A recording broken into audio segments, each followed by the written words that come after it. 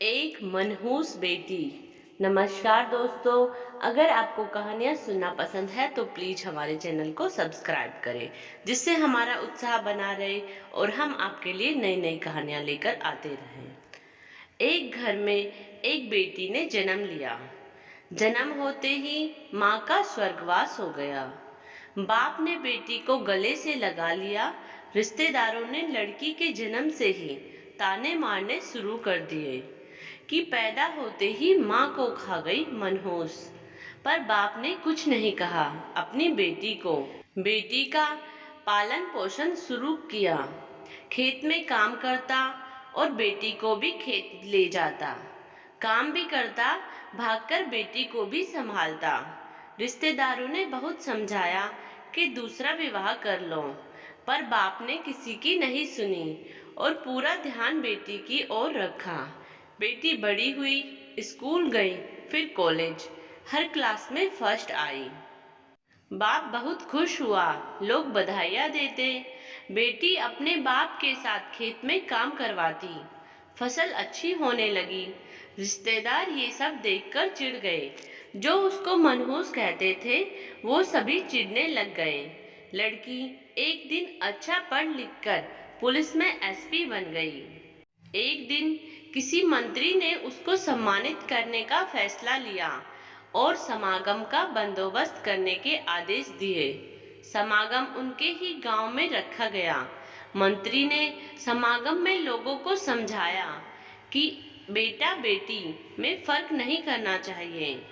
बेटी भी वो सब कर सकती है जो बेटा कर सकता है। भाषण के बाद मंत्री ने लड़की को स्टेज पर बुलाया और कुछ कहने को कहा। लड़की ने माइक पकड़ा और कहा, मैं आज जो भी हूँ अपने बाबुल पिता की वजह से हूँ, जो लोगों के ताने सहकर भी मुझे यहाँ तक ले आए। मेरा पालन पोषण के लिए दिन रात एक कर दिया। मैंने माँ नहीं देखी और न ही कभी पिता से कहा कि माँ कैसी थी, क्योंकि अगर मैं पूछती तो बाप को लगता कि शायद मेरे पालन पोषण में कोई कमी रह गई। मेरे लिए मेरे पिता से बढ़कर कुछ नहीं।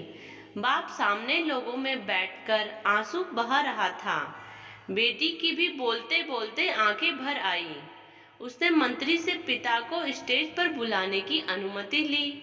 बाप स्टेज पर आया और बेटी को गले लगाकर बोला, रोती क्यों है बेटी? तू तो मेरा शेर पुत्र है। तू ही कमजोर पड़ गया तो मेरा क्या होगा? मैंने तुझको सारी उम्र हंसते देखना है। बाप बेटी का प्यार देखकर सबकी आंखें नम हो गई।